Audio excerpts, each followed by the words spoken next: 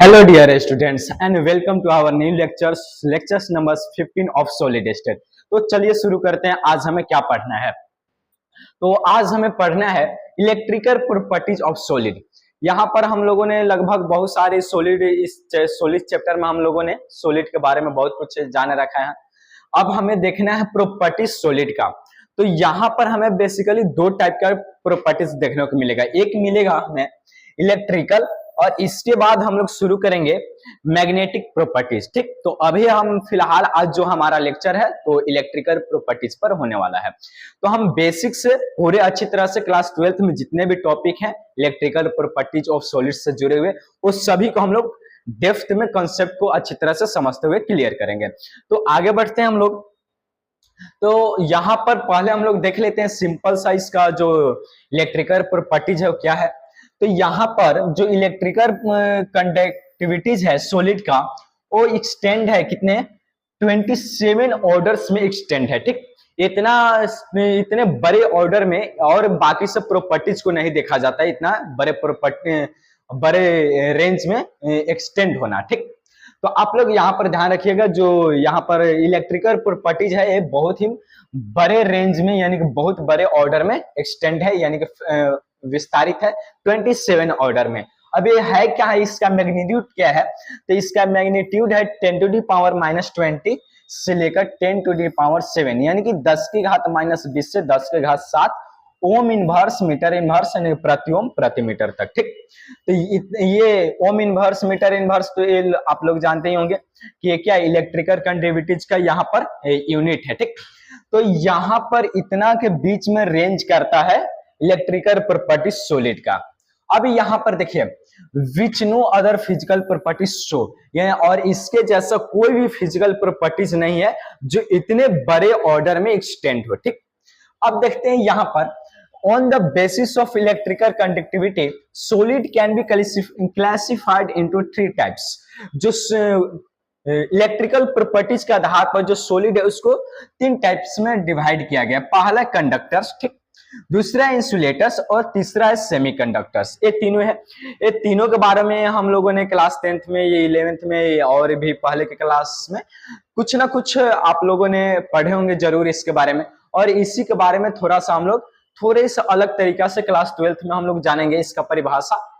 तो यहाँ पर देखिए, यहाँ पर सबसे पहले हम लोग कंडक्टर के बारे में देखते हैं। तो कंडक्टर है क्या? The solid which allow the passage of electric current are called conductors, यानी कि वैसा सॉलिड जो करंट को पास होने देता है। ठीक, जो करंट को प्रवाहित होने देगा एक छोर से दूसरे छोर तक, वो सॉलिड क्या कहलाएगा? कंडक्टर कहलाएगा। यहाँ पर क्या हम बोले हैं कि कोई भी सॉलिड हो जो एक भाग से दूसरे भाग तक करंट को अपने क्या बोलते हैं पास होने दे या प्रवाहित होने दे, फ्लो होने दे, तो उसे हम लोग क्या कहेंगे? कंडक्टर बोलेंगे। ठीक, अगर इस तरह से कोई भी सॉलिड रहेगा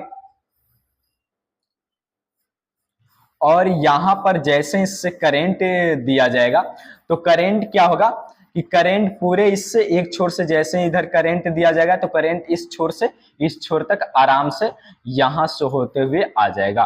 तो ऐसे सब्सटेंस या ऐसे सॉलिड को क्या बोलेंगे? तो यहाँ पर कंडक्टर कहा जाएगा।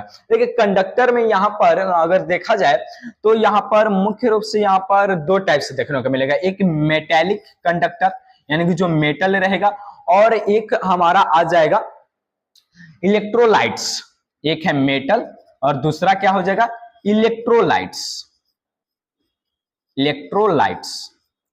इलेक्ट्रोलाइट्स होते क्या हैं? तो इलेक्ट्रोलाइट्स ऐसे कंपाउंड आयनिक कंपाउंड होते हैं जिसको जब किसी ऐसे विलयन में घोला जाए जिस तो घोलने पर क्या होता है ये आयनों में टूट जाता है, और टूटने पर उसका जो सॉल्यूशन बना है वो सॉल्यूशन क्या करेगा?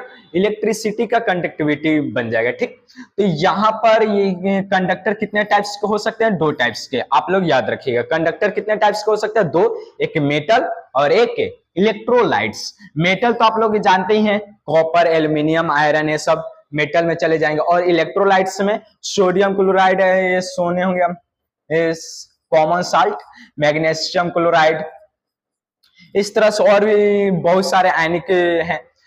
आयनिक कंपाउंड, और वो सभी आयनिक कंपाउंड की इसमें चले जाएंगे, इलेक्ट्रोलाइट्स में चले जाएंगे। यानी कि ये सभी के सभी जो जितने भी सोडियम क्लोराइड, मैग्नीशियम क्लोराइड है, इन सब के जो सॉल्यूशन होता है, इस सबके सॉल्यूशन क्या होता है, इलेक्ट्रिक कंडक्टिविटी, इलेक्ट्रिक का कंडक्टर होता है। ये किस स्टेट में, तो यहाँ पर मोल्टेन स्टेट में भी हो सकता है, मोल्टेन स्टेट में, और साथ में यहाँ पर सॉल्यूशन के स्टेट में भी हो सकता है, यानी कि जब इसको किसी विलायक में घोला हुआ जाएगा तब। तो ये तो क्लियर हो गया, ठीक, कि कंडक्टर कितने टाइप्स के हो सकते हैं, दो, मेटर और इलेक्ट्रोलाइट्स। इलेक्ट्रोलाइट्स क्या होता है, तो इलेक्ट्रोलाइट्स वैसे कंपाउंड हो गए जिसका सॉल्यूशन क्या होगा, तो कंडक्टर होगा, ठीक। जैसे में सोडियम क्लोराइड का सॉल्यूशन हो गया, मैग्नीशियम क्लोराइड का सॉल्यूशन आ गया, ये सब। तो अब देखिए यहां पर देखा जाए तो ये जो कंडक्टर है इसका, अगर देखा जाए कंडक्टिविटी कहां से कहां तक इसका रेंज है, तो रेंज है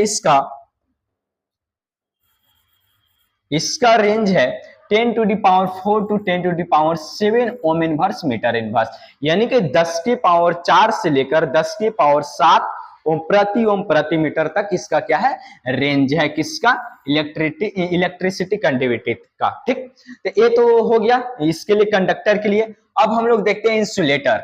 इंसुलेटर क्या है, तो इंसुलेटर में the solid which do not allow the passage of electric current through them are called insulators, यानी कि वैसे सॉलिड जो अपने द्वारा इलेक्ट्रिसिटी को पास नहीं होने देते हैं, उन्हें हम लोग क्या बोलेंगे, तो उन्हें बोला जाएगा इंसुलेटर, ठीक। तो देखिए यहाँ पर जैसे मान के चलते कोई सॉलिड है, अगर इधर से करंट अप्लाई करते हैं या फ्लो करने का हम लोग कोशिश करते हैं, और एक करंट है इधर से इसके अंदर से फ्लो नहीं हो पाता है, पास नहीं हो पाता है, तब उस सॉलिड को क्या बोला जाएगा, तो इंसुलेटर बोला जाएगा। अगर इसके एग्जांपल का बात हम लोग करें इंसुलेटर का, तो जितने भी रबर ये सब हो गए तो वो सब क्या हो जाएंगे, इंसुलेटर हो जाएंगे। या वायर के कवर पर जो प्लास्टिक होता है, पीवीसी, ये सब, वो सभी के सभी किस में चले जाएंगे, तो सभी के सभी इंसुलेटर में चले जाएंगे। या जितने भी इलेक्ट्रिसिटी से जुड़ा हुआ जितने भी इक्विपमेंट होते हैं, उसके ऊपर एक कवर लगा होता है, वो सभी के सभी क्या होता है, इंसुलेटर होता है, ताकि उससे जो करंट है फ्लो होकर जो उसको पकड़ रहा है उसके शरीर में करंट ना जा पाए। तो करंट को फ्लो को रोकने के लिए क्या किया जाता है, इंसुलेटर का यूज किया जाता है। तो जहां जहां पर करंट को रोकने का काम किया जाता है वो सभी क्या है, वो सभी इंसुलेटर, वहां से इंसुलेटर का हेल्प लेकर वो करंट के फ्लो को रोका जाता है या करंट को पास होने से रोका जाता है, ठीक। अब देखिए यहां पर ये तो हम लोग देख लिए, इसका अगर कंडक्टिविटीज देखा जाए तो इसका रेंज क्या है, इसका रेंज है 10 to the power -20 to 10 to the power -10 ohm inverse metre inverse, ठीक। तो इसका रेंज कहां से है, तो अगर बोले तो 10 की घात -20 से 10 घात -10 तक इसका रेंज है, ओम इनवर्स मीटर इनवर्स इसका यूनिट है, ठीक। ये तो हम लोग देख लिए। देखिए इसका वुड लकड़ी भी है इंसुलेटर, ठीक, सूखा हुआ लकड़ी, वहां पर अगर भींगा हुआ लकड़ी रहा तो उसमें करंट आ जाएगा, और साथ में अगर सूखा हुआ लकड़ी रहे, ठीक, सल्फर, फास्फोरस, रबर, ये सभी के सभी क्या है, तो इंसुलेटर है, ठीक। और इसके अलावा जो पीवीसी में प्लास्टिक पाइप है, जो कि नॉर्मली हम लोग तार के कवर पर देखते हैं, तो वो सभी के सभी क्या इंसुलेटर है। इसके अलावा एक और टाइप है सेमीकंडक्टर, ठीक। तो सेमीकंडक्टर क्या है, the solid whose conductivity lies between those of typical metallic conductor and insulators are called semiconductors, यानी कि वैसा सॉलिड जिसका कंडक्टिविटी जो इलेक्ट्रिकल कंडक्टिविटी है वो कहां किसके बीच होना चाहिए, तो होना चाहिए जो मेटेलिक कंडक्टर है उसके और इंसुलेटर के बीच में जिसका कंडक्टिविटी होगा वो क्या कहलाएगा, सेमीकंडक्टर। यानी इसका जो चलकता रहेगा, विद्युत धारा का प्रवाह करने का जो क्षमता रहेगा वो क्या बोलते हैं, कंडक्टर और इंसुलेटर के बीच में रहेगा, ना कंडक्टर जैसा रहेगा और ना ही इंसुलेटर जैसा कम रहेगा, क्या रहेगा, दोनों के बीच में रहेगा। तब तो वैसे सॉलिड क्या कहलाएंगे, सेमीकंडक्टर कहलाएगा, ठीक। तो यहां पर देखिए सेमीकंडक्टर का रेंज कहां से कहां है कंडक्टिविटी का, तो 10 to the power -6 to 10 to the power 4 ohm inverse metre inverse, यहां तक इसका क्या है, सेमीकंडक्टर का ये रेंज है इलेक्ट्रिसिटी कंडक्टिविटी का। अगर इसके एग्जांपल देखा जाए तो जितने भी क्या बोले तो सेमी मेटल है वो सभी सिलिकॉन, जर्मेनियम, ये सभी के सभी किस में आ जाएंगे, तो सेमीकंडक्टर में आ जाएंगे। जो सेमी मेटल होते हैं, ठीक, वो सब।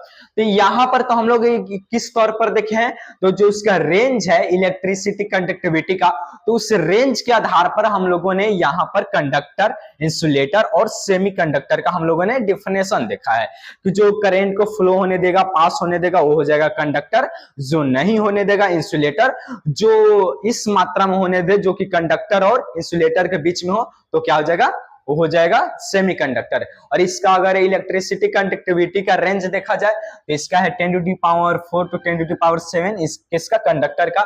अगर इंसुलेटर का देखा जाए तो 10 to the power -20 to 10 to the power -10, और सेमीकंडक्टर का देखा जाए तो 10 to the power -6 to 10 to the power 4। तो ये तो क्लियर है हम लोगों का। अब आगे बढ़ते हैं हम लोग। अब देखिए इसके बाद यहां पर एक बहुत ही इंपॉर्टेंट टॉपिक है क्लास 12 का, बैंड थ्योरी, या बोले तो एनर्जी बैंड। ठीक, यहां पर एनर्जी बैंड के भी नाम से जाना जाता है, और इसी थ्योरी को किस नाम से भी जाना जाता है, तो बैंड थ्योरी के नाम से।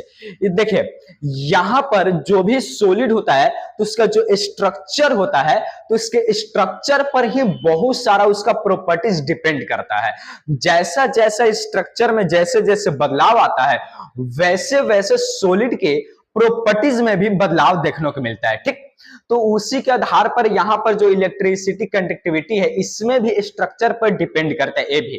तो यहां पर इसको अच्छी तरह से डिफाइन करने के लिए जो इलेक्ट्रिसिटी कंडक्टिविटी प्रॉपर्टीज है, इलेक्ट्रिसिटी प्रॉपर्टीज सॉलिड का, इसको और अच्छी तरह से डिफाइन करने के लिए यहां पर एक थ्योरी लाया गया है, बैंड थ्योरी, या यहां पर बोले तो एनर्जी बैंड। तो हम लोग पहले देखते हैं एनर्जी बैंड क्या है। तो एनर्जी बैंड को समझने से पहले हम लोग एकदम बेसिक से इसका शुरुआत करते हैं, जो कि आपको तनिक भी इसमें कठिनाई आगे चलकर महसूस नहीं होगा कि आखिर बैंड थ्योरी है क्या।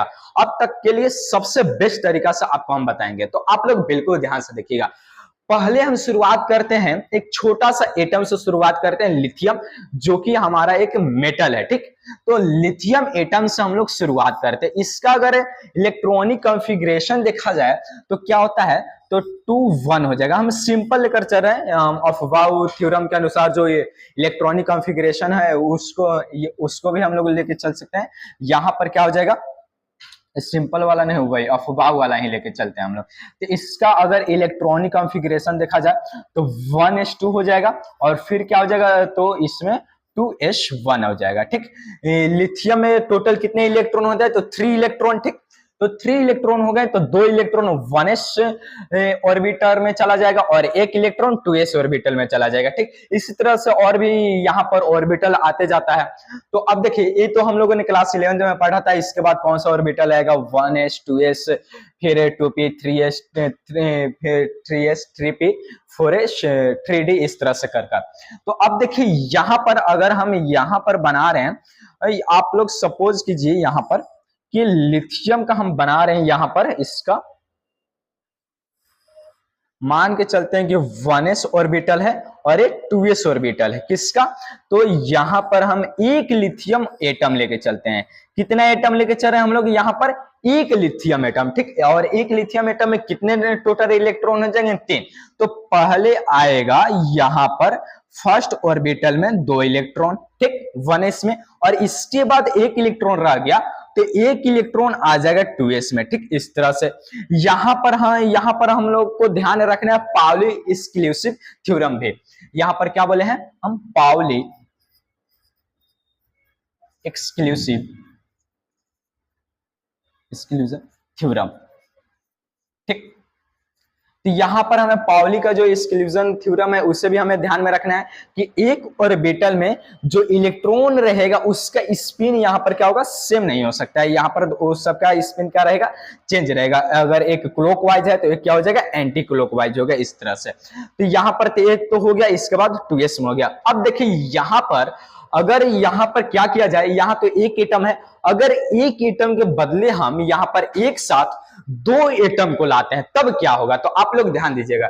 यहां पर हमने क्या किया, तो यहां पर हमने एक एटम के जगह पर 2 एटम लाया। किसका, लिथियम का। यहां पर हमने कितना एटम लाया, 2 एटम का। ठीक, तो 2 एटम को हमने लाया, तो यहां पर कुछ इस तरह से डायग्राम हो जाएगा, और यहां पर 1s है, ये 2s है।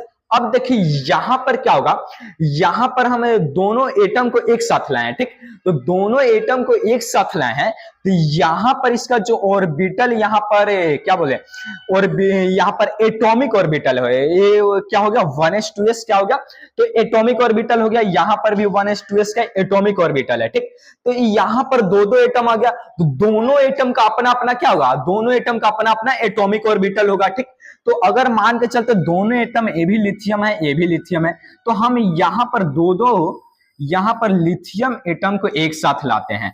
तो एक साथ लाने पर क्या होगा कि दोनों लिथियम एटम का जो एटॉमिक ऑर्बिटल है वो आपस में यहां पर एक दूसरे को आच्छादित करेगा, यानी कि एक दूसरे को ढकने का कोशिश करेगा, ठीक। और दोनों यानी कि बोले तो ओवरलैप करेगा, यहां पर दोनों यहां पर पहला का 1s और दूसरा का भी 1s, और फिर पहला का 2s और दूसरा का भी 2s, एक दूसरे को क्या करेगा, एक दूसरे को ओवरलैप करेगा, यानी कि एक दूसरे को ढकने का कोशिश करेगा, ठीक।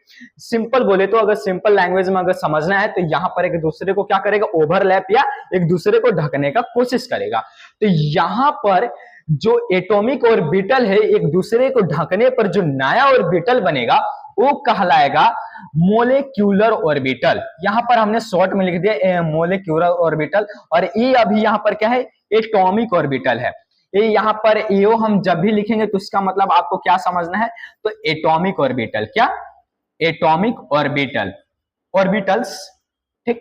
और जब भी हम यहां पर एम ओ लिखेंगे तो आपको क्या समझना है, मोलेकुलर ऑर्बिटल्स, ठीक। तो ये बात आप लोग ध्यान रखिएगा, ऑर्बिटल्स इस तरह से।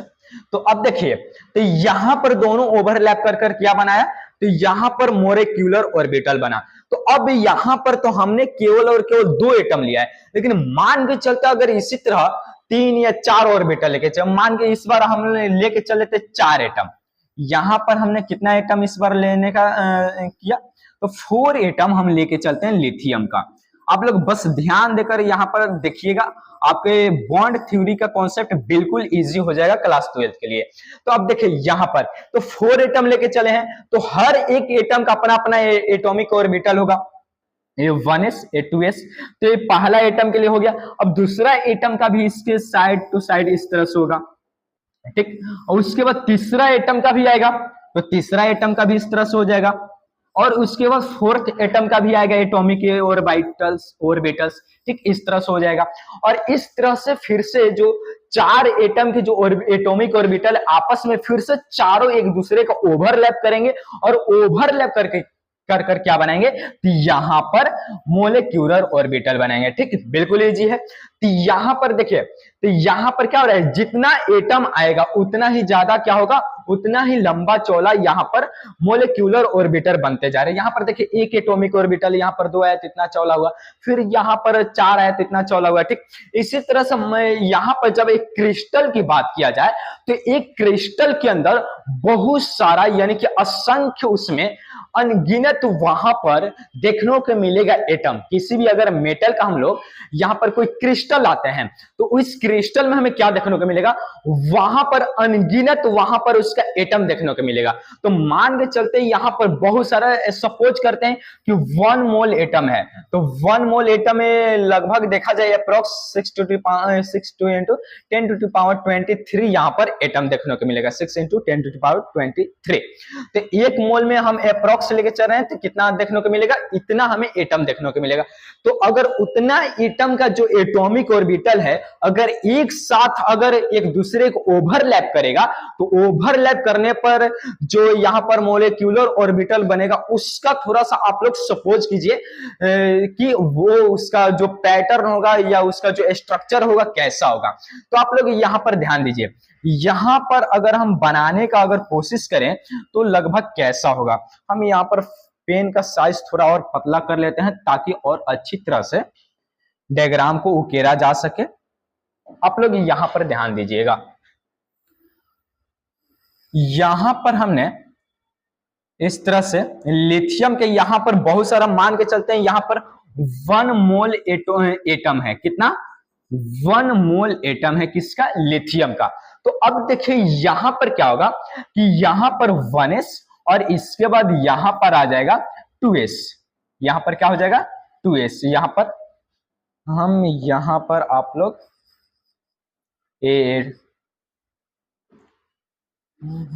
यहाँ पर इसका हो जाएगा यहाँ पर 2s, ठीक, बिल्कुल से।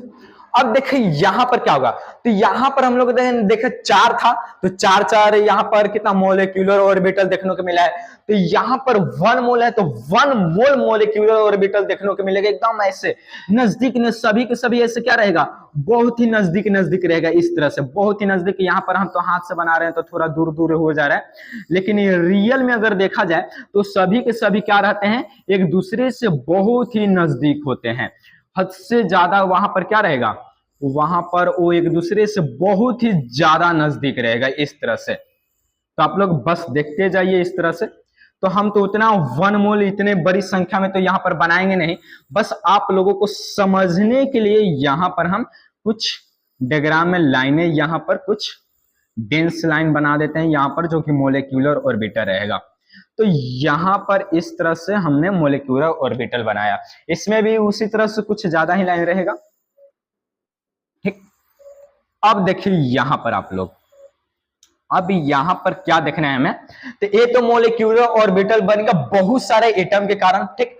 ये सभी के सभी क्या है, मोलिक्यूलर ऑर्बिटल है, ये भी क्या है, मोलिक्यूलर ऑर्बिटल है, ठीक, ये क्लियर है।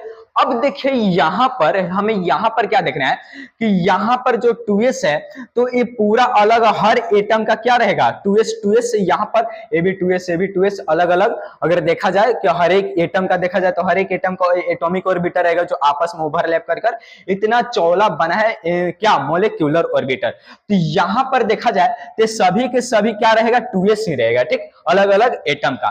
तो यहाँ पर देखिए यहाँ पर जो नीचे वाला जो एटॉमिक ऑर्बिटल होगा ये भी किसी एटम का, ये ऊपर वाला इस तरह से एक दूसरे को ओवरलैप कर बना है। तो यहाँ पर देखिए यहाँ पर एक इसका एनर्जी कुछ नीचे वाला का इसमें अगर देखा जाए तो नीचे वाला का सबसे कम रहेगा, फिर उसके ऊपर जाएंगे तो उससे थोड़ा सा स्लाइटली थोड़ा सा ज्यादा रहेगा, फिर जैसे जैसे ऊपर जाएंगे वैसे वैसे थोड़ा थोड़ा क्या हो जाएगा, उसका जो एनर्जी रहेगा धीरे धीरे हल्का बढ़ते जाएगा। और इस तरह से हमें एक ऐसा लाइनिंग देखने को मिलेगा जिसके बीच में कोई गैप हमें ऐसे नॉर्मल देखा जाए तो कोई भी गैप देखने को नहीं मिलेगा, वो लाइन कुछ इस तरह से रहेगा। मान के चलते इसी को हम लोग यहां पर रखते हैं तो कुछ इस तरह से देखने को मिलेगा, कुछ ऐसे ऐसे पूरी तरह से ऐसे इसमें ऐसे एकदम फिलअप किया हुआ पैटर्न देखने को मिलेगा, इसमें एकदम पूरी तरह से फिलअप पैटर्न रहेगा, ठीक।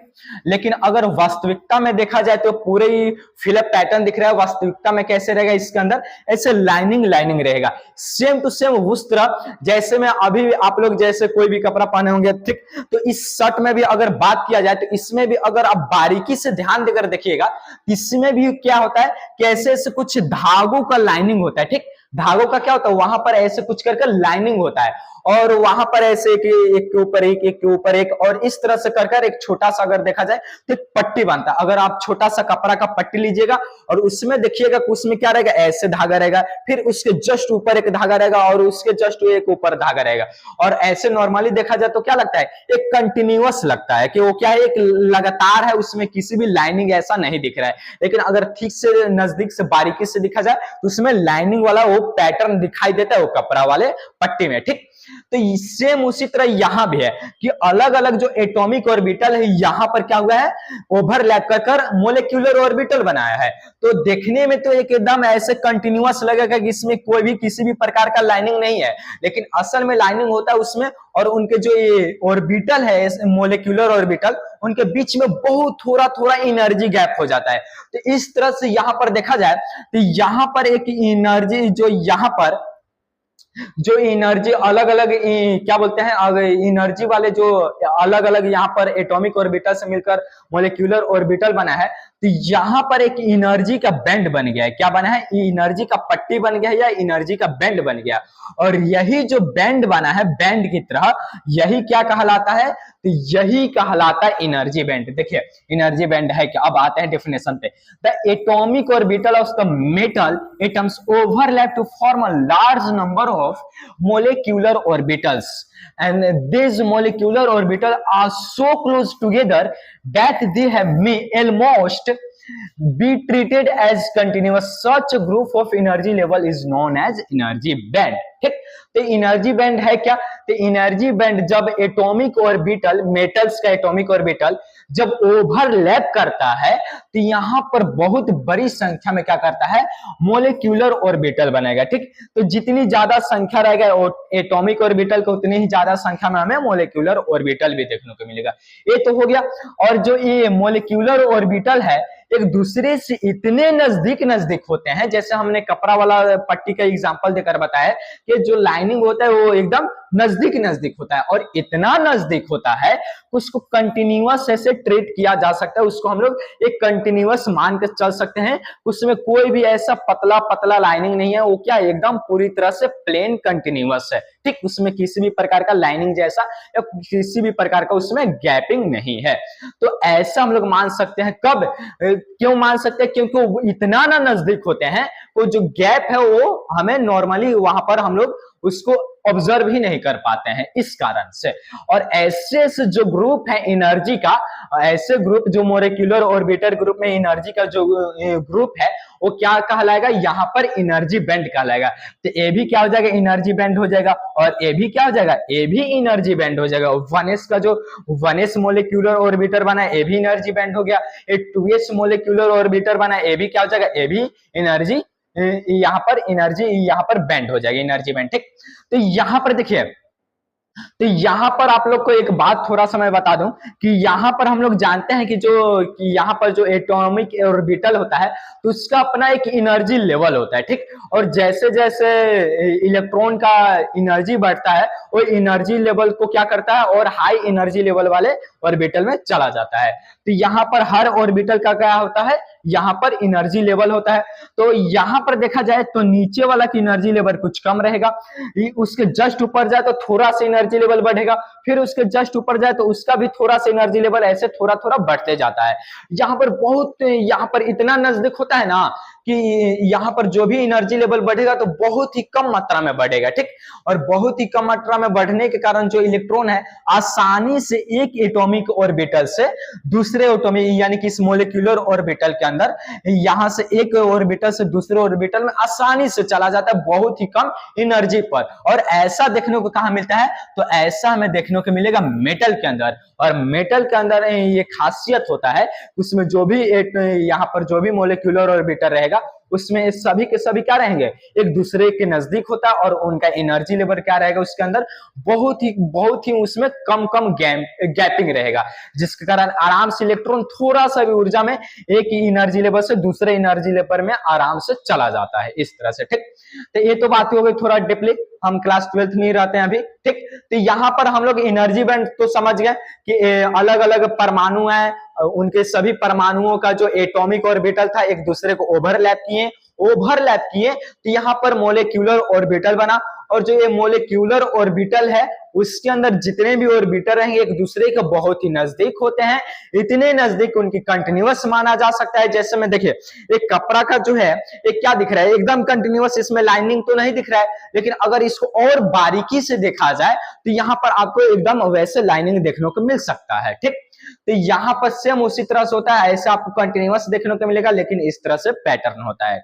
तो ये जो एनर्जी, अलग अलग एनर्जी लेवल का जो एक पट्टी बना, यही जो बैंड है, अलग अलग एनर्जी लेवल का जो अलग अलग एनर्जी लेवल आपस में मिलकर जो बैंड बना है यही क्या कहलाएगा, एनर्जी बैंड कहलाएगा। क्यों? क्योंकि एनर्जी लेवल का बैंड है इसलिए क्या हो गया है, एनर्जी बैंड। क्लियर? ठीक, तो ये तो हम लोग देख लिए एनर्जी बैंड है क्या, और ये इसका परिभाषा भी हम लोग यहाँ पर लिखा हुआ है, यहाँ से आप लोग देख सकते हैं और समझ भी लिए कि एनर्जी बैंड बनता कैसे।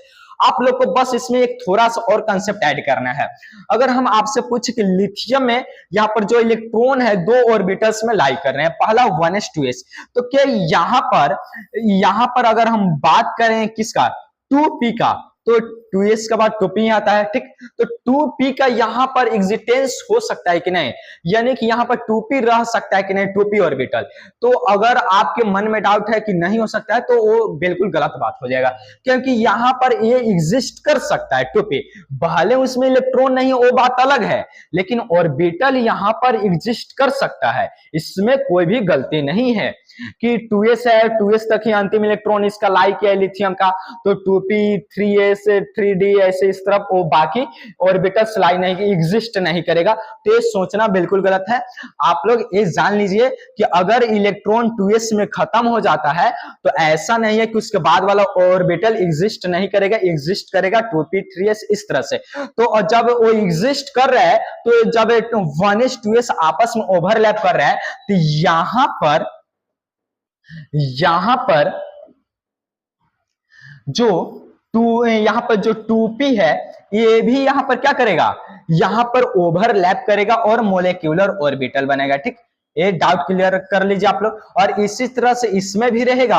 अगर 4 एटम में भी बात करें तो यहां पर भी 2p में क्या देखने को मिलेगा, तो यहां पर भी हमें 2p में ऐसे मोलिक्यूलर ऑर्बिटल देखने को मिलेगा। अगर बात करें 1 मोल के लिए तो इसमें भी आ जाएगा 2p का। उस तरह से बहुत सारा एटम का यहां पर देखने को मिलेगा। ठीक, इस तरह से बहुत सारा देखने को मिलेगा, यानी कि 2p मोलिक्यूलर ऑर्बिटल का भी हमें यहाँ पर एनर्जी बैंड देखने को मिल जाएगा। तो यहाँ पर एक क्लियर है, ठीक, कि ऐसा नहीं है कि जहां इलेक्ट्रॉन जिस ऑर्बिटल में खत्म हो गया तो उसके बाद का ऑर्बिटल एग्जिस्ट नहीं कर सकता, करेगा। और वो भी यहाँ पर जो जैसे बाकी सब ओवरलैप कर रहे हैं, तो वो बाकी वाले भी जिसमें इलेक्ट्रॉन नहीं है वो सभी ऑर्बिटल भी क्या कर सकते हैं, ओवरलैप कर सकते हैं, सेम इसी तरह जो बाकी नीचे वाले ऑर्बिटल के हैं। तो ये डाउट क्लियर है। ठीक, तो हम लोग एनर्जी बैंड तो समझ गए कि एनर्जी बैंड है क्या। अगर फिर भी डाउट है तो एक बार आप लोग वीडियो फिर से पीछे कर देख सकते हैं। और फिर भी डाउट नहीं जाता है तो आप लोग कमेंट कर दीजिएगा किस भाग में आपको डाउट है, वहीं पर आपको सॉल्यूशन मिल जाएगा। ठीक, फिर से आप लोगों का उस पर ध्यान दिया जाएगा। तो अब बढ़ते हैं थोड़ा आगे, क्योंकि हम लोग एनर्जी बैंड समझ चुके हैं। अब हमें पढ़ना है वैलेंस बैंड, कि वैलेंस बैंड है क्या। The outer most field energy band is called valency band, यानी कि जो सबसे बाहरी भरा हुआ जो यहां पर वैलेंसी जो भरा हुआ एनर्जी बैंड रहेगा, इलेक्ट्रॉनों द्वारा भरा हुआ, लेकिन क्या होना चाहिए, बाहरी, तब वो क्या कहलाएगा, वैलेंसी बॉन्ड कहलाएगा। ठीक, ये भी एग्जांपल के थ्रू हमें अभी देख लेंगे। साथ में कंडक्शन बैंड देख लेते हैं। The lowest lying empty band, यहां पर सबसे यहां पर क्या है कर है, तो खाली बैंड होना चाहिए, एम्प्टी बैंड होना चाहिए, लेकिन सबसे निचला खाली होना चाहिए, यानी कि वो उसके ऊपर वाला नहीं। ऐसे ऊपर वाला तो बहुत सारा हो सकता है, 2p हो सकता है, 2p के बाद 3s, 3s के बाद 3p, 4d, 4s, 3d, इस तरह से कर बहुत सारा आ सकता है एम्प्टी। लेकिन हमें कौन सा एम्प्टी बैंड लेना है, तो सबसे निचला एम्प्टी बैंड लेना है। ठीक, तो उस एम्प्टी बैंड में जिसमें विच इलेक्ट्रॉन्स कैन मूव, जिसमें इलेक्ट्रॉन क्या कर सकता है, मूव कर सकता है, तो उससे क्या बोला जाएगा कंडक्शन बैंड बोला जाएगा। क्लियर है। तो अब लोग इसको हम लोग यहां पर देख लेते हैं, कंडक्शन बैंड और वैलेंसी बैंड को। तो देखिए यहां पर इसमें जैसे इसमें इलेक्ट्रॉन भरा हुआ, तो इसमें भी इलेक्ट्रॉन भरेगा, इसमें भी इलेक्ट्रॉन भरेगा। ठीक, और इसमें भी क्या होगा, इलेक्ट्रॉन इस तरह से कर भर जाएगा। ठीक, तो इसमें भी इलेक्ट्रॉन इस तरह से भर जाएगा। यहां पर 4 एटम है, तो हर एक के आउटर मोस्ट में कितने, लिथियम के 1 इलेक्ट्रॉन, तो 4 इलेक्ट्रॉन रहेगा। इस तरह से हो गया। अब बात क्या जाएगी इसमें, तो इसमें भी कुछ इस तरह से हो जाएगा। ठीक, इस तरह से हमें देखने को मिलेगा, इसमें ऐसे इलेक्ट्रॉन भरे हुए रहेंगे, तो हम ऐसे नॉर्मली ऐसे इसको दर्शा देते हैं। ठीक, ऐसे सभी क्या है, इसमें इलेक्ट्रॉन भरे हुए हैं इस तरह से करके। ठीक, ये क्लियर है। तो देखिए इसमें तो इलेक्ट्रॉन भरा हुआ है, लेकिन ये इसमें जैसे 2s में इलेक्ट्रॉन भरा हुआ है। ठीक, तो क्या 2p में इलेक्ट्रॉन है, 2p में तो इलेक्ट्रॉन नहीं है, लेकिन फिर भी ये ओवरलैप किया है। इसके बाद भी हो सकता है ऑर्बिटल्स, कौन, 2p के बाद यहाँ पर 3s आता है, तो ये भी आ सकते हैं, इसमें भी 3s रहेगा, और ये क्या करेगा, आपस में ओवरलैप करेगा 3s। और बात किया जाए इसमें भी, तो इसमें भी 3s आ सकता है, और ये 3s क्या कर सकता है, आपस में ओवरलैप करेगा। और इसमें भी 3s आ सकता है, और ये भी आपस में क्या करेगा, ओवरलैप करेगा इस तरह से। ठीक, तो यहां पर अगर बात किया जाए 2p 3s 2p 3s, ये सब जो मोलिक्यूलर ऑर्बिटल बना, तो इसमें तो इलेक्ट्रॉन है नहीं, ये दोनों के दोनों खाली है। लेकिन ये क्या है, इलेक्ट्रॉन से भरा हुआ है। तो इलेक्ट्रॉन से जो भरा हुआ रहेगा, जो सबसे ऊपर, देखिए यहां पर क्या है, तो यहां पर देखिए द आउटर मोस्ट फील्ड यानी कि सबसे ऊपरी outer most field energy band यानी कि सबसे ऊपर वाला जो भरा हुआ एनर्जी बैंड रहेगा वो कहलाएगा वैलेंसी बैंड। तो यहां पर देखिए, तो यहां पर 1s जो मोलिक्यूलर बैंड है ये भी भरा हुआ है और 2s वाला भी भरा हुआ है। तो लेकिन हमें कौन सा हो जाएगा यहाँ पर वैलेंसी बैंड, 1s के 2s। तो यहां पर जाहिर सी बात है, हमने बोला है अभी कि सबसे ऊपर वाला आउटर मोस्ट, तो आउटर मोस्ट कौन है, तो 2s है। तो यहां पर वैलेंसी बॉन्ड कौन हो जाएगा इसमें, तो इसमें हो जाएगा यहां पर 2s, ये हो जाएगा वैलेंसी बॉन्ड यानी कि शॉर्ट में बोले तो Vb। ठीक इस तरह से। और यहां पर अगर बात किया जाए कंडक्शन बैंड का, तो कंडक्शन बैंड क्या है, तो सबसे निचला खाली energy band, empty energy band जो रहेगा वो क्या कहलाएगा, कंडक्शन बैंड कहलाएगा। तो यहाँ पर 3s है, 2p भी, इसके बाद भी अगर 3s का आगे बढ़े तो वो भी खाली रहेगा। लेकिन हमें क्या देखना है, सबसे निचला, इसमें सबसे निचला कौन आएगा, 2p आएगा। तो 2p यहां पर हमारा क्या हो जाएगा, तो कंडक्शन बैंड हो जाएगा यानी कि शॉर्ट में बोले तो Cb। क्लियर है। ठीक, तो अब सबसे ऊपर वाला जो इलेक्ट्रॉन से भरा हुआ हो तो वो वैलेंसी बैंड, और जो सबसे निचला जो खाली हो तो इसको क्या बोलेंगे, कंडक्शन बैंड होगा। एक क्लियर है हमारा। अब देखिए इसके बाद क्या है, तो अब है फॉरबिडन बैंड। तो फॉरबिडन बैंड, यहाँ पर आर साइलेंट होता है, फॉरबिडन बैंड। तो देखिए आप, the empty space between valency bond and conduction band is called forbidden band. तो यहाँ पर क्या है, एम्प्टी स्पेस यानी कि खाली जगह, किसके बीच का, तो वैलेंस बॉन्ड और कंडक्शन बैंड। तो वैलेंस बॉन्ड और कंडक्शन बैंड का जो बीच का जो खाली जगह होता है, उस खाली जगह को क्या बोला जाता है, फॉरबिडन बैंड बोला जाता है। यहाँ पर हिंदी में बात किया जाए वर्जित, यानी कि जहां पर जाना अवरुद्ध हो। तो अवरुद्ध क्यों होगा, तो यहां पर देखिए जो भी इलेक्ट्रॉन होता है तो हर एक अलग अलग ऑर्बिटल में पाया जाता है, और हर एक इलेक्ट्रॉन के लिए क्या होता है, उसका एनर्जी लेवल डिफाइन होता है। तो डिफाइन होता है, तो यहां पर इलेक्ट्रॉन ये सब एनर्जी लेवल में रहेगा, और यहां पर तो कोई एनर्जी लेवल है ही नहीं। जैसे मैं बात किया जाए तो इतना स्पेस क्या है, इतना स्पेस खाली है। अगर बात किया जाए यहां पर, अगर दूसरा कलर से हम दिखाना चाहें तो यहां पर देख लीजिए, यहां पर क्या रहेगा, तो यहां पर इतना जगह क्या है, खाली है। ठीक, इसमें कोई भी एनर्जी लेवल नहीं है। ठीक, और इसमें कोई भी एनर्जी लेवल डिफाइन नहीं है, तो इलेक्ट्रॉन उसमें एग्जिस्ट कैसे कर सकता है, क्योंकि हर एक इलेक्ट्रॉन वहीं पर एग्जिस्ट करता है जहां पर उसके लिए एनर्जी लेवल डिफाइन हो। लेकिन यहां पर तो एनर्जी लेवल डिफाइन ही नहीं है, तो यहां पर इलेक्ट्रॉन जा ही नहीं सकता है, यानी कि यहां पर इलेक्ट्रॉन का जाना क्या है, अवरुद्ध किया गया है, यानी कि मना ही है। यहां पर इलेक्ट्रॉन नहीं जा सकता है, यानी कि उसके लिए फॉरबिडन है, फॉरबिडन है। यहाँ पर इलेक्ट्रॉन नहीं जा सकता है, और साथ में तो यहाँ पर इलेक्ट्रॉन नहीं रह सकता है। तो इसके बीच का, और ये किसके बीच का क्षेत्र है, तो ये क्षेत्र है वैलेंसी बैंड और कंडक्शन बैंड का। तो जो वैलेंस बॉन्ड और कंडक्शन बैंड का जो भी बीच का जगह है, वही क्या कहलाएगा, फॉरबिडन बैंड कहलाएगा। यानी कि शॉर्ट में बोले तो इसको एफबी हम यहाँ पर लिख देते हैं। ठीक, ये फॉरबिडन बैंड हम लोग समझ गए। ठीक, तो जो भी वैलेंसी बैंड है और कंडक्शन बैंड है, उसके बीच का जो एम्प्टी स्पेस होता है जिसमें इलेक्ट्रॉन नहीं रहता है, तो कहलाता है फॉरबिडन बैंड। क्यों कहलाता है, क्योंकि उसमें कोई भी एनर्जी लेवल नहीं है, और इलेक्ट्रॉन हमेशा किसी न किसी एनर्जी लेवल में पाया जाएगा, क्योंकि इलेक्ट्रॉन के लिए उसी एनर्जी लेवल में पाया जाता है, क्योंकि इलेक्ट्रॉन का क्या होता है, उसका एनर्जी लेवल डिफाइन होता है। डिफाइन होता है तो कोई निश्चित लेवल में ही रहेगा। तो यहाँ पर तो कोई एनर्जी लेवल डिफाइन ही नहीं है, इतने क्षेत्र में इलेक्ट्रॉन नहीं रह सकता है। ठीक, तो ये चाहे कॉमन सी बात है कि इलेक्ट्रॉन इसके बीच में जो फॉरबिडन बैंड है उसमें क्यों नहीं पाया जाता है। समझ गए आप लोग। और फॉरबिडन बैंड है क्या, तो वैलेंसी बॉन्ड और कंडक्शन बैंड के बीच का एम्प्टी स्पेस है।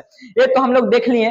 अब हम लोग देखते हैं एनर्जी गैप। तो देखिए एनर्जी गैप है क्या, तो एनर्जी गैप ये भी सिंपल सा है, the amount of energy the electrons needs to cross the forbidden band is called the energy gap. तो देखिए यहां पर ये एनर्जी गैप है क्या, तो यहां पर एनर्जी गैप एनर्जी का एक अमाउंट है, और एक कैसा अमाउंट है, तो इलेक्ट्रॉन को वैलेंस बॉन्ड से यहां पर कंडक्शन बैंड में जाने के लिए जितना एनर्जी वहां पर रिक्वायर्ड रहेगा, वही एनर्जी क्या कहलाएगा, यहां पर एनर्जी गैप कहलाएगा। देखिए इसको हम लोग किसी और भी तरीके से डिफाइन कर सकते हैं कि इलेक्ट्रॉन को वैलेंसी बॉन्ड से होकर कंडक्शन बैंड में जाने के लिए जितना एनर्जी रिक्वायर्ड रहेगा, वही एनर्जी यहां पर क्या कहलाएगा, एनर्जी गैप कहलाएगा। यानी कि यहां पर ये भी बोल सकते हैं कि फॉरबिडन जो बैंड है उसको पार करने के लिए, उसको क्रॉस करने के लिए जितना एनर्जी चाहिए वही क्या कहलाएगा, यहां से यहां तक जाने के लिए जो एनर्जी चाहिए वही क्या कहलाएगा, तो वो कहलाएगा एनर्जी गैप। और इसको दर्शाया जाता है शॉर्ट में एजी से। कैसे? एजी, ऐसे एनर्जी गैप। ठीक, तो ये लोग हम लोग समझ गए कि एनर्जी बैंड क्या है। एनर्जी बैंड में दो टाइप होते हैं, कौन कौन? तो वैलेंस बैंड और कंडक्शन बैंड। वैलेंस बैंड क्या है? तो सबसे ऊपर वाला एनर्जी बैंड जो जिसमें इलेक्ट्रॉन भरा हुआ आता है। और बात करें कंडक्शन बैंड का, तो सबसे निचला एनर्जी बैंड एम्प्टी, सबसे निचला एम्प्टी एनर्जी बैंड जिसमें इलेक्ट्रॉन नहीं होता है, वो हमारा क्या कहलाएगा, कंडक्शन बैंड कहलाएगा। और वैलेंस बॉन्ड और कंडक्शन बैंड के बीच का जो एम्प्टी स्पेस रहेगा फॉरबिडन बैंड कहलाएगा, जिसमें इलेक्ट्रॉन नहीं पाए जाते उतने दूर। और यहां पर इलेक्ट्रॉन को वैलेंस बॉन्ड से कंडक्शन बैंड में जाने के लिए जितना एनर्जी चाहिए वो क्या कहलाएगा, एनर्जी गैप कहलाएगा। एक क्लियर है हम लोगों का। ठीक, तो ये चारों पॉइंट तो हम लोगों का क्लियर हो गया। ठीक, अच्छी तरह से हम लोग देख लिए। अब इसके बाद हम लोग देखते हैं, एनर्जी बैंड क्लियर हो गया हमारा, एनर्जी बैंड का जो टाइप है वो भी हमारा क्लियर हो गया। अब आगे बढ़ते हैं, ये बैंड थ्योरी हम लोग समझ चुके हैं। तो अब हमारा है अगला टॉपिक, देखिए, explanation of electrical conductance behaviour of metal insulators and semiconductors with help of energy band model. ठीक, यहां पर हमें ये क्या करना है, मेटल इंसुलेटर और सेमीकंडक्टर का यहां पर क्या करना है, इलेक्ट्रिकल कंडक्टेंस का यहां पर जो बिहेवियर है उसको यहां पर एक्सप्लेनेशन करना है, एक्सप्लेन करना है। किसके सहायता से? तो जो एनर्जी बैंड मॉडल है या बैंड थ्योरी है उसके सहायता से। तो देखिए, पहले मेटल या कंडक्टर का, मेटल या इसके जगह पे अगर बात करें कंडक्टर, तो यहां पर हम देख लेते हैं, यहां पर हम बात करते हैं किसका, कंडक्टर बोले या मेटल बोले, क्योंकि मेटल भी क्या कंडक्टर ही है। तो देखिए, इन मेटल या बोले तो conductor, the conductors band is close to valence band. यहां पर देखिए, यहां पर मेटल या कंडक्टर में होता क्या है, जो कंडक्टर बैंड होता है वो क्या, तो क्लोज होता है वैलेंस बॉन्ड के, यानी कि उसके बहुत ही नजदीक होता है। देखिए यहां पर देखिए, एक क्या वैलेंस बॉन्ड है, बैंड है, और एक क्या कंडक्शन बैंड है। ये दोनों के दोनों क्या एक दूसरे के बहुत ही क्लोज है, बहुत ही नजदीक है। तो बहुत ही नजदीक होने के कारण क्या है कि इसके बीच का देखिए, यहां पर फॉरबिडन बैंड है ही नहीं, और फॉरबिडन बैंड है ही नहीं तो एनर्जी गैप तो होगा ही नहीं। और एनर्जी गैप कहां आता है, तो जहां पर फॉरबिडन बैंड रहेगा। और क्योंकि इलेक्ट्रॉन को फॉरबिडन बैंड के लिए क्रॉस करने के लिए एनर्जी गैप चाहिए होता है, तो यहां पर किसी भी प्रकार का फॉरबिडन बैंड या एनर्जी गैप है ही नहीं। तो इलेक्ट्रॉन को वैलेंस बैंड से कंडक्शन बैंड में जाने के लिए यहां पर एनर्जी के लिए ज्यादा एनर्जी रिक्वायर्ड होगा नहीं, बहुत ही कम अमाउंट ऑफ एनर्जी में क्या हो जाएगा, वैलेंस बैंड से कंडक्शन बैंड में चला जाएगा। और इसी कारण क्या होता है, मेटल का जो कंडक्टिविटी होता है बहुत ही अच्छा होता है, हाई होता है बाकियों की तुलना में। ठीक, तो ये तो समझ गए कि यहाँ पर बैंड थ्योरी के आधार पर हम लोग देख रहे हैं मेटल का या कंडक्टर का डिफिनेशन। तो यहाँ पर मेटल का डिफिनेशन क्या रहेगा, तो वैसा सॉलिड जिसमें वैलेंस बॉन्ड और कंडक्शन बैंड एक दूसरे के बहुत ही क्लोज हो। ठीक, तो क्लोज रहेगा तो क्या क्या कहलाएगा, तो मेटल या कंडक्टर कहलाएगा। ठीक, अब देखिए इसके अलावा हमें क्या समझना है कि इसी के अलावा जो होता है, जो मेटल या कंडक्टर होता है, इसका कंडक्टिविटी बहुत ही हाई होता है। तो हाई क्यों होता है, तो फिर से एक बार देख लेते हैं, क्योंकि कंडक्शन बॉन्ड और वैलेंसी बॉन्ड एक दूसरे के इतने नजदीक होते हैं कि उनके बीच में जो फोरबिडन बैंड है वो यहाँ पर नेग्लिजिबल हो जाता है। और उसके नेग्लिजिबल हो जाने के कारण यहाँ पर एनर्जी गैप तो रिक्वायर्ड है ही नहीं, और एनर्जी गैप रिक्वायर्ड नहीं है तो यहाँ पर इलेक्ट्रॉन आसानी से वैलेंस बैंड से कंडक्शन बैंड में चला जाएगा, और आसानी से चला जाएगा तो यानी कि कंडक्टिविटी क्या है, बहुत अच्छा है। ठीक, ये तो हम लोग समझ गए। यहाँ पर देखिए, ओवरलैपिंग है और वेरी स्मॉल एनर्जी गैप, यानी कि वैलेंस बैंड और कंडक्शन बैंड क्या रहेगा, ओवरलैप किए हुए रहेगा, और या तो उनके बीच का जो एनर्जी गैप रहेगा बहुत ही छोटा रहेगा, बहुत ही कम रहेगा। एक किसमें देखने को मिलता है, मेटल में। ये तो हम लोग देख लिए। अब अगर बात किया जाए इंसुलेटर में, तो इंसुलेटर का हम लोग क्या पढ़े हैं, जो इंसुलेटर होता है अपने थ्रू इलेक्ट्रिसिटी का यहां पर फ्लो नहीं होने देता है। ठीक, उसको पास नहीं होने देता है। तो क्यों नहीं होने देता है, वो क्यों नहीं हो पाता है, हमें वो बैंड थ्योरी की सहायता से समझते हैं। हम लोग मेटल में देख ले, मेटल आसानी से पास होने देता है, फ्लो होने देता है। क्यों होने देता है, तो इसके कारण, क्योंकि इसके बीच का जो एनर्जी गैप होता है बहुत ही कम होता है, जिसके कारण इलेक्ट्रॉन आसानी से ये वैलेंस बैंड से कंडक्शन बैंड में चला जाता है। अगर बात करें इंसुलेटर में, तो in insulator the energy gap between valence band and conduction band is very large. यहां पर अगर इंसुलेटर में देखा जाए तो एनर्जी गैप क्या है, बहुत ज्यादा है वैलेंस बैंड और कंडक्शन बैंड का जो बीच का एनर्जी बैंड है, ठीक। तो यहां पर देखिए, यहां पर है हमारा, अगर बात किया जाए, ये है क्या बोलते हैं, ये यहां पर है इंसुलेटर, इंसुलेटर, ठीक। तो ये है इंसुलेटर का।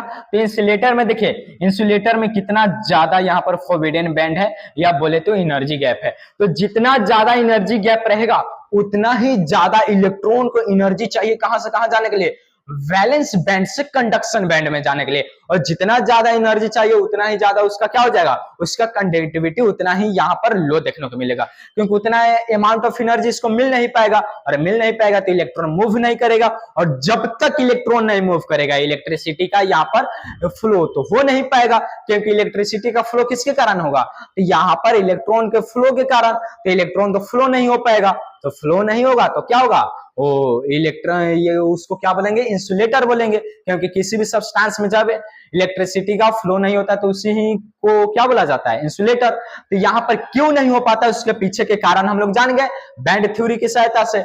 उससे जो वैलेंस बॉन्ड और कंडक्शन बैंड है उसके बीच का एनर्जी गैप बहुत ही ज्यादा होता है, और बहुत ज्यादा होने के कारण इलेक्ट्रॉन वैलेंस बैंड से निकलकर कंडक्शन बैंड में नहीं जा पाता है, और नहीं जा पाने के कारण, नहीं मूव कर पाने के कारण यहाँ पर इंसुलेटर में इलेक्ट्रिसिटी का फ्लो नहीं हो पाता है, इलेक्ट्रिसिटी एक छोर से दूसरे छोर पर पास नहीं हो पाता है। क्लियर है, ठीक।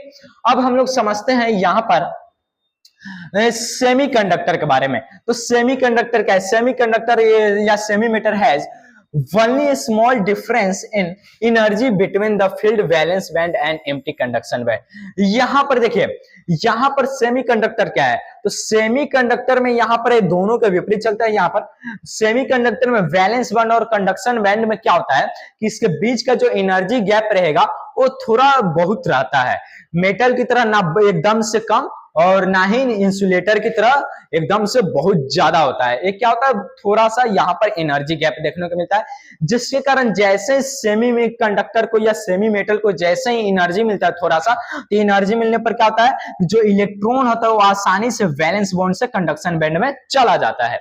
क्लियर है।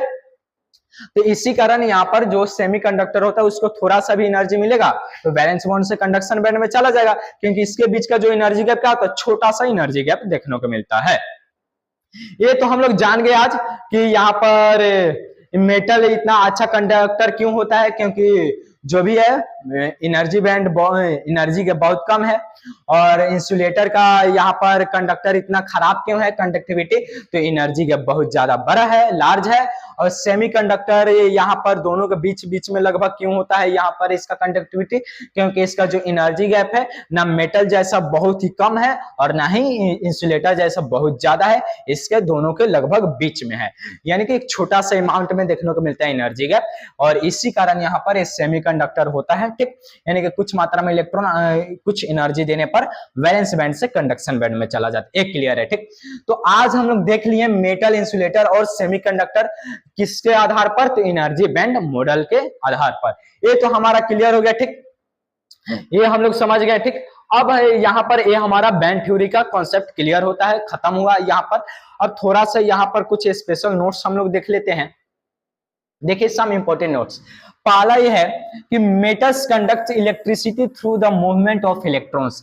जितने भी मेटल्स होंगे उस सभी के सभी मेटल्स जो यहाँ पर इलेक्ट्रिसिटी का कंडक्ट करते हैं, किसके कारण करते हैं, तो मूवमेंट ऑफ इलेक्ट्रॉन्स। ये बात याद रखिएगा, ये बराबर ऑब्जेक्टिव्स में पूछे जाते हैं, एग्जाम में, बोर्ड एग्जाम में सब भी पूछे जाता है, या अलग अलग क्वेश्चंस के यहाँ पर उसमें उसके अंदर यहाँ पर इसका बेसिक कॉन्सेप्ट यहाँ पर लगाने के लिए आ जाता है। तो ये आप लोग ध्यान रखिएगा कि मेटल में इलेक्ट्रिसिटी कंडक्ट कैसे होता है, तो इलेक्ट्रॉन्स के मूवमेंट के कारण। अगर बात किया जाए इलेक्ट्रोलाइट्स की, इलेक्ट्रोलाइट्स हम लोग देख चुके क्या होता है, तो ये कैसे कंडक्ट करता है, due to movement of ions.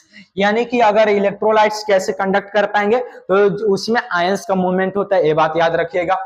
अगर metals conduct electricity in the solid as well as molten state, जो मेटल होते हैं सॉलिड स्टेट में तो यहाँ पर इलेक्ट्रिसिटी तो कंडक्ट करेंगे ही, मोल्टेन स्टेट में भी ये क्या इलेक्ट्रिसिटी का कंडक्ट करेंगे। लेकिन अगर बात किया जाए इलेक्ट्रोलाइट्स का तो ये केवल और केवल एक्वस सॉल्यूशन यानी कि जो इसका सॉल्यूशन विलियन रहेगा उसमें क्या करेगा, या मोल्टेन स्टेट, एक्वा सॉल्यूशन या मोल्टेन स्टेट में ये इलेक्ट्रिसिटी का कंडक्टर रहेगा, और नहीं तो अगर सॉलिड स्टेट में देखा जाए तो इलेक्ट्रिसिटी का कंडक्टर नहीं रहेगा। तो ये बात आप लोग याद रखिएगा।